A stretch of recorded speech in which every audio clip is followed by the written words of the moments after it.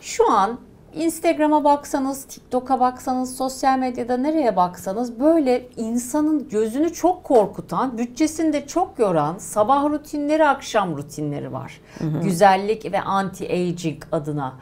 Bu trendlere nasıl yaklaşıyorsunuz? Yani bizim gece işte dilimize bir şey koyup, kafamıza bir şey örtüp, karnımıza yağlar sürüp uyumamız ve sabah en az bir yarım saat, bir saatimizi bunlara ayırmamız gerekiyor mu gerçekten? Hiç gerekmiyor. Hiçbir şekilde. Onlar gerçekten sosyal medyada insanların kafasını karıştıran çok şey var. Ben ilk 84'te çıktım televizyona. Siyah beyazdı. Ve o kadar bilgi paylaşmışım ki şimdi onları değiştirerek bir sürü insan, hatta yabancılar dahil, onları yayınlıyorlar. Bence en güzel şey önce bakış açısıdır. Düşüncelerinizdir. Düşünceleriniz güzel olursa siz de güzel olursunuz. Huzurlu bir insan, mutlu bir insan zaten güzel bir insandır.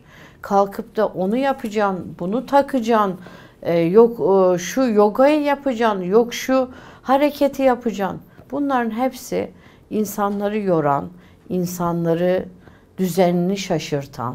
Yani o kadar sorun varken kalkıp da bunlarla uğraşacak kimin hali var? Bugün Türkiye'nin %95'i sıkıntıda. Yani kalkıp da onu takacağım, bunu yapacağım. Vaktimiz bile yok. Evet. O kadar hızlı gelişen bir dünyada, bu kadar ışık hızıyla yaşayan bir dünyada bunlara nerede zaman çalışan insanlar için? Evet. Haftada bir gün kendinize zaman ayırıp bakım yapabilirsiniz, maske yapabilirsiniz, evinizdesiniz. Yeterli mi haftada bir gün? İnanın yeterli. Her günde sabah işe giderken makyaj yapıyorsunuz. Eve geldiğinizde güzel bir temizleme köpüğüyle ya da herhangi böyle yumuşatıcı doğal bir sabunla yüzünüzü yıkadığınızda çok daha ferah, daha güzel olabilirsiniz. Mutlaka gece kremi kullanmanıza da gerek yok. Bu bir şehir efsanesi mi? Cildinizin hava alması gerekiyor. Oksijen alması gerekiyor. Akşam eve geldiğinizde lütfen yüzünüzü yıkayın, hatta kurulamayın. O su cilt gözeneklerin içine girmesi gerekiyor. O suya ihtiyacı var. Öyle yatın, sabahleyin kalkın, kendinize bir nemlendirici sürün. Öyle üzerine bir makyaj yapın, öyle yola çıkın. Ama şu an o kadar çok ürün pazarlanıyor ki Evet. Suna Hanım. Yani tonikler, serumlar, Evet. retinoller, benim Evet. ismini bilmediğim gerçekten içinde ilaç etken maddesi olan kremler. Evet. Bazen ben kendim için de aynı yetersizlik hissini yaşıyorum. Ben yeterince ürün kullanmıyorum galiba diyorum. Yok, işte onu yani zaten bizim bütün ayarlarımızı, ülke olarak bizim cildimiz zaten sağlıklı, güzel. Bunu bozan zaten aşırı derecede cildi yoran kozmetiklerdir. Ben de üreticiyim. Her ülke kendi havasına ve suyuna göre üretim yapar. Ben de kendi ülkemin havasına, suyuna göre üretim yaptım ve üstelik merdiven altı çalışmadım. Bir Yeditepe Üniversitesi ile çalışıyorum. Orada 80 tane bilim adamı bizim ürünlerle ilgileniyor. Yurt dışından da ödül aldık. Kaliteli. Çok fazla krem yapmadım mesela. Bir tane. Sizin olmazsa olmaz kozmetikleriniz neler? Hem kendi kullandığınız hem kadınlara tavsiye ettiğiniz, erkeklere de elbette. Ben mesela tabii ki zaten erkek kadın ayırmadan yaptım. Öyle bir bu men diye erkek kullanacak diye bir şey yoktur yani.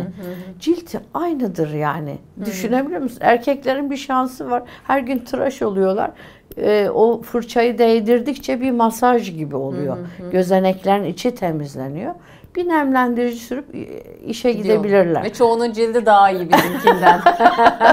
Ama dediğim gibi yani benim ürünlerde temizleme köpüğü çok önemlidir. Çok artı güzel. Bir çok böyle gül, hemamalis içeren bitkisel toniğimiz çok önemlidir. Bir anti-aging kremimiz, bir tane serumumuz var. O da Eğer cilt çok yaşlı ve susuzsa o serumu veriyoruz.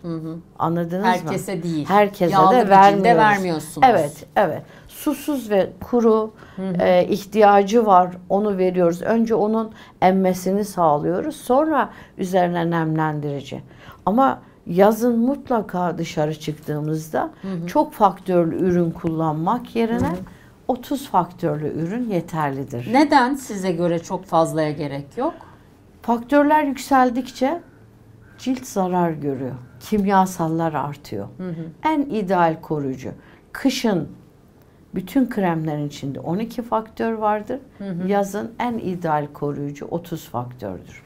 30 faktörün üstündeki bütün kremler cilt bariyerini kesiyor ve melanin dokuya, yani cildin alt dokusuna zarar veriyor. Çünkü hem kimyasal hem güneş. İkisi birleştiği zaman ne oluyor? Cilt zarar görüyor. Daha çok leke, daha çok zarar. Hatta yani kötü hastalığa kadar götürüyor. Ama şu an herkes de 50 faktör kullanın, en Evet. az 50 olsun vesaire diyor. Bize dayatılan bunlardır. Evet. Hep kafamızı karıştırıyorlar. Evet, kafamızı karıştırıyorlar ki gerçekten fazla güneş kremi cilde zarar veriyor. Tüm vücuda sürenler var. Bir de benim gibi genellikle yüz boyun bölgesine sürüp vücuduna sürmeyenler var. Sizce doğrusu hangisi? Bence çok ben buradan bir tarif vereyim mesela. Harika olur. Bir tane havucu rendeleyin. Bir kişilik söylüyorum ben. Bir havucu rendeleyip bir cam kavanozun içerisine koyun. İçerisine üzerine geçecek kadar da susam yağı boşaltın. Susam yağı. Evet. Ve bir çubuk tarçın, bir tatlı kaşığı kadar karanfil, bir portakalın ya da limonun kabuğunu iyice yıkayıp içerisine atın. Ve güneşli bir yerde cam kenarında bekletin. Ne kadar süre? 15 gün. 15 gün eğer yok ben acele gideceğim işte tatile. gidiyorum. Ben Mari usulü bir havlu koyun tencereye. Su doldurun. Kavanozu ortasına koyun. 45 dakika kaynamasını sağlayın. Havuç ve diğer malzemeler karışsın. Ondan sonra bir gece bekletin. Çay gibi demlensin. Ertesi günü süzün ve onu güzel bronzlaştırıcı bir yağ yapın. Aynı zamanda saçınıza da sürün. Saçı da besler. Harika. İkisi bir arada işte. Çünkü denize giriyorsunuz ya deniz sodalı çok ya da yıpratıyor tuzlu saçları. sular saçın yıpranmasını sağlıyor. O yüzden onu sürüp biraz güneşte bekletin. Gerçekten havucun biliyorsunuz beta-karoten, A vitamini, susam yağının zaten koruyucu özelliği var.